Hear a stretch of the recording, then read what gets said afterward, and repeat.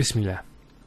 Now, in this lesson, we're going to speak about the division of letters as sun letters and moon letters. Huruf Shamsiyya and Huruf Qamariyya. Now, the letters I have that look like a moon, these letters are actually the moon letters, while the ones that have the sun on them are the sun letters. Now, why do we have this division? To demonstrate this, here we have the word Ash-Shams and Al-Qamar, the sun and the moon. That's what they mean. And this is the Al of definiteness that we spoke about in the previous lesson. Now, when you add Al to these, you'll notice a few things. Let's first of all start with Al-Qamar. How do we pronounce this? It's Al-Qamar. So Al-Qamar. So there's a sukoon there on top of the lam, and it's Al-Qamar. There's no issues with that. But when we come to Ash-Shams, there's something that's happening. And this has to do with the articulation point of the lam and the letter following it, which here is the sheen. And to actually find out the articulation point, have a hamza with a fatha followed by the lam. So we say al, with a teeth al. And do the same thing with the sheen. Ash. The actual points of articulation of the lam and the sheen are very close to each other. And because they're very close, what happens is this lam is not pronounced. And what happens instead is the lam is pronounced as a sheen. So there's actually a shadda here. So it's Ash-Shams, not Al-Shams. Because notice when you say Al-Shams, it's not smooth. Rather than Ash-Shams, which flows and is nicer to hear. However, with Al-Qamar, there's no issues with that. And that's because the articulation point of the lam and the qaf are far apart. So the L is where the teeth and the tongue come together, and the qaf, aq, comes from the throat, which is far from the articulation point of the lam.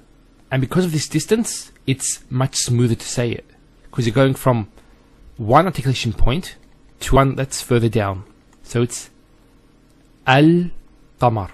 However, with lam and the sheen, the lam is here and the sheen is right next to it. Al-Shams. Al-Shams. It's actually hard on the tongue to say. And then what that means is that these sun letters, the ta, the tha, dal, the ra, zay, and so on, if they come as a first letter of the word, after the L is being added, there'll be a shadda on the letter, and the lam will not be pronounced. And similarly, for example, the alif, ba, jim, ha, kha, and so on, if they actually come after the L of definiteness, they're always pronounced. And the lam is also pronounced as well, with sukoon. Now let's see these words in the Qur'an. So this is in Surah Ash-Shams, and it says, وَالشَّمْسِ وَضُحَاهَا. So notice, وَالشَّمْس. This is L of definiteness. This is Hamzat al-Wasl. It's not pronounced, because there's something before it. Similarly, this lam is not pronounced either, because as we said, this is from the sun letters, and there's a shadda there. So it's wash-shams. Then we have wal-qamari idha talaha. Wal-qamar. See, notice the lam here has a sukoon on it. Now in the Mus'haf, when the lam is not pronounced, it doesn't have any sign on it. It's written, but there's no sukoon. But here it's wal-qamari idha talaha. So the qaf is from huruf al-qamariyya. Now let's take examples of this, inshallah. Here we have the moon letters, and here we have the sun letters. And we have here al-abu, the father. Notice here, al-abu, it's pronounced. Al-babu, the door. Al-jannah, al-himar, al-khubz, and so on. So you see how the lam has the sukoon and it's pronounced in all cases.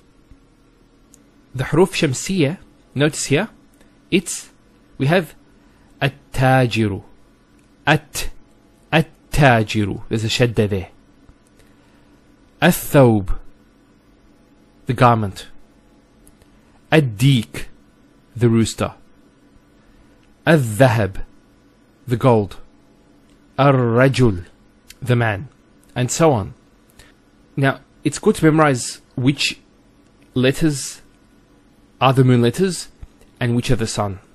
It will help initially, but then later on it will become second nature to you. So my advice is just to practice, and a good way to do this is to listen to a Qur'an recitation and see how the words are pronounced. That completes the lesson. Walhamdulillahi Rabbil Alameen.